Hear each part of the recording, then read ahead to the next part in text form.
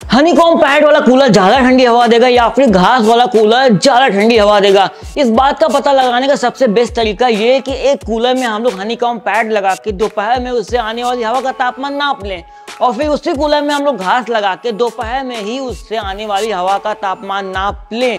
और यही प्रोसीजर हम लोग रात के टाइम भी दोहराएं। तो इस बात का पता लगाने के लिए मैं मार्केट से एक हनीकॉम्ब पैड ले आया जिसकी लंबाई थी करीब 6 फीट और चौड़ाई थी 2.5 फीट, जो कि पड़ा मुझे 800 रुपए का।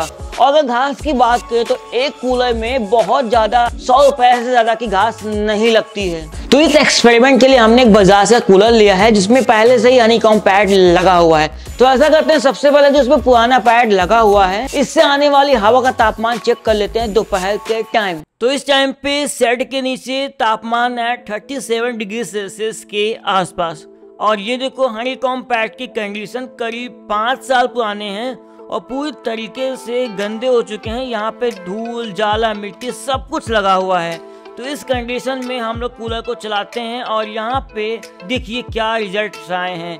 जब पानी हनीकॉम्ब पैड से गुजर रहा है तो 26 डिग्री सेल्सियस तक जा रहा है और यहाँ पे आप लोग देख सकते हैं पूरी तरीके से पैड भीग गए हैं। और जैसे हमने इससे आने वाली हवा का तापमान नापा तो इसका तापमान गया है 31.8 डिग्री सेल्सियस, यानी कि करीब 5 डिग्री सेल्सियस तापमान कम हो गया। इसके बाद मैंने हनीकॉम्ब पैड्स को बाहर निकाला। एक बार इनकी कंडीशन देखो और ये देखो कितने ज्यादा गंदे हो चुके हैं। इतने गंदे होने के बाद भी इन पुराने हनीकॉम्ब पैड्स ने 37 डिग्री सेल्सियस की गर्म हवा को 32 डिग्री सेल्सियस की ठंडी हवा में कन्वर्ट किया। इसके बाद मैंने इन पुराने हनीकॉम्ब पैड्स को बाहर निकाला और मार्केट से लेके आया पूरी एक हनीकॉम्ब पैड की सीट। लंबाई है 6 फीट, चौड़ाई है 2.5 फीट। इसके बाद मैंने सारे के सारे इनके ढक्कन को अच्छी तरीके से धोया, फिर नए हनीकॉम्ब पैड को काट के कूलर के सभी ढक्कन में लगा दिया। अब हमारे कूलर में लग चुके हैं सारे के सारे नए हनीकॉम्ब पैड। इस टाइम पे मौसम का तापमान है 37 डिग्री सेल्सियस। मुझे ये सब लगाने में मात्र 15 मिनट ही लगे और ये देखिए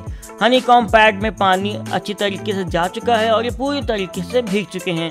और यहाँ पे मुझे हल्की ठंडक फील हो रही है। तापमान यहाँ पे करीब 29 से 27 डिग्री सेल्सियस के आसपास। और जैसे ही मैंने इसके सामने से आने वाली हवा का तापमान नोटिस किया तो ये है 33.5 डिग्री सेल्सियस। लेकिन ये क्या हो गया, तापमान घटने की बजाय बढ़ गया जब कूलर में पुराना हनीकॉम्ब पैड लगा था जो कि इतना ज्यादा गंदा था। उस टाइम पे कूलर से आने वाली हवा का तापमान 31.8 डिग्री सेल्सियस था, लगभग 32 के आसपास। लेकिन जब मैंने नया हनीकॉम्ब पैड लगा दिया जो कि एकदम सही है, नया है, तो कूलर से आने वाली हवा का तापमान घटने के बजाय उल्टा बढ़ गया, 33.3 पहुंच गया।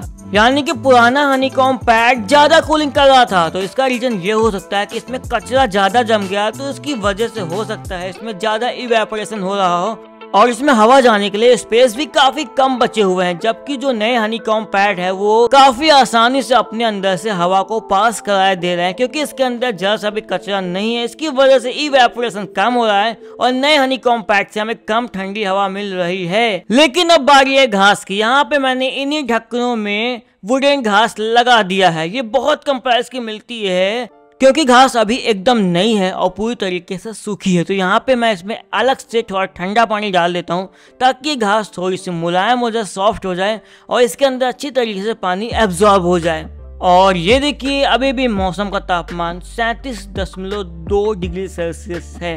इतनी ज़्यादा गर्मी पड़ रही है कि क्या ही बताएं। और यहाँ पे हमने कूलर में लगा दी है इस टाइम पे एकदम नई घास और कूलर पिछले 10 मिनटों से चल रहा है। इसके अंदर अच्छी तरीके से पानी भी जा चुका है और मैं आपको दिखाता हूँ अब क्या रीडिंग आने वाली है कूलर से जब हमने इसमें लगा दिया है घास। मौसम का तापमान अभी भी 37 डिग्री सेल्सियस है। कूलर को किया मैंने ऑन और यहाँ पे लगा दिया थर्मोमीटर। अगर आपको थर्मोमीटर लेना है मैंने इसकी लिंक डिस्क्रिप्शन में दे दिया, आप लोग वहाँ पे जाके इसे खरीद सकते हैं। और थर्मोमीटर काफी तेजी से नीचे हो रहा है और आप लोग देख सकते हैं यहाँ पे तापमान पहुँच चुका है 30 से भी कम हो रहा है और ये 29 भी चला जाएगा, मुझे ऐसा लगता है 30.2। और यहाँ पे ये देखिए घास के अंदर से अच्छी तरीके से पानी फ्लो हो रहा है और काफ़ी ज़्यादा कूलिंग यहाँ पे मुझे फील हो रही है। और अगर मैं इस घास का तापमान नापने की कोशिश करूँ तो आप लोग देख सकते हैं यहाँ पे घास का तापमान 29-25 डिग्री सेल्सियस तक चला गया इस घास का तापमान।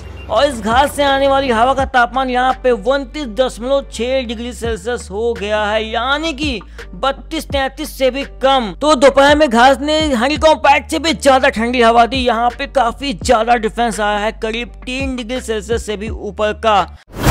दोपहर में जो हमने एक्सपेरिमेंट किया उसके रिजल्ट्स तो आप लोगों ने देख लिए, काफी चौंका देने वाले थे। लेकिन अब बारी रात के टाइम के रिजल्ट्स की, क्योंकि रात को ही कहीं ना कहीं हम लोग कूलर को ज़्यादा अच्छी तरीके से यूज़ करते हैं। रात का सोने का टाइम काफ़ी ज़्यादा सुकून भरा होना चाहिए। तो आइए जानते हैं रात के टाइम क्या रिजल्ट्स आते हैं।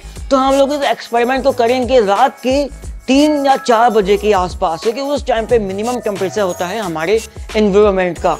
रात के 3:15 हो रहे हैं और ये देखिए मौसम का तापमान अभी भी 32 डिग्री सेल्सियस है। गर्मी कितनी ज़्यादा है आपको पता लग गई होगी। यहाँ पे करीब 3:30 बजे मैं तैयार हूँ एक्सपेरिमेंट के लिए। और ये देखिए कूलर भी तैयार है। कूलर में लगा दिया है थर्मामीटर और जो रीडिंग आ रही है 27.8 डिग्री सेल्सियस की, वो रीडिंग है इस टाइम पे घास लगी होने के बाद। यानी कि रात को अगर घास लगी है कूलर में तो हमें करीब 27.8 डिग्री सेल्सियस की ठंडी हवा मिल रही है। अब इसी कूलर में लगा देते हैं हनीकॉम्ब पैड। 3:45 हो गया है और ये देखिए मैंने हनीकॉम्ब पैड लगा दिया है कूलर के ढक्कन के अंदर। ये देखिए ठीक है, काफी ज्यादा पानी भी इसके अंदर से फ्लो हो चुका है, एकदम पूरी तरीके से हनीकॉम्ब पैड भीग चुके हैं। अब बारी है सच जाने की। यहाँ पे तापमान देखते हैं कितना हो गया है हवा का, और ये हो गया है 30.5। ये क्या, यहाँ पे तो इतना महंगा हनीकॉम्ब पैड लगा होने के बाद भी हमें गर्म हवा मिल रही है घास की तुलना में। तो आप लोगों ने देखा कहाँ तापमान 27 डिग्री के आसपास था और कहाँ 30 पहुंच गया। बहुत ज्यादा डिफरेंस है यहाँ पे। क्या बड़े साइज का कूलर छोटे कूलर की तुलना में ज्यादा ठंडी हवा देगा? चलो ये भी पता कर लेते हैं। दोनों चीज सामने ही रखी हुई है। यहाँ पे मैंने आपको स्टार्टिंग में ही दिखाया था, छोटे कूलर में जब घास लगी हुई थी तो इससे हमें हवा मिल रही थी 29.5 डिग्री सेल्सियस की। ये देखिए इसमें भी लगी हुई है घास। और यहाँ पे हमारे पास जो बड़ा कूलर रखा हुआ है इसमें भी लगी हुई है घास। और ये देखिए इससे जो हवा आ रही है इसका तापमान है 30.1 डिग्री सेल्सियस, जो कि एकदम बराबर है कह सकते हैं छोटे वाले कूलर की तुलना में। तो बड़ा कूलर बड़े रूम को जल्दी ठंडा करेगा, लेकिन हवा छोटे कूलर जितनी ठंडी ही देगा। पता चल गया ना। हमने रात के टाइम भी देखा कि जब हमने कूलर में घास लगाया तो हमें ज्यादा ठंडी हवा मिली।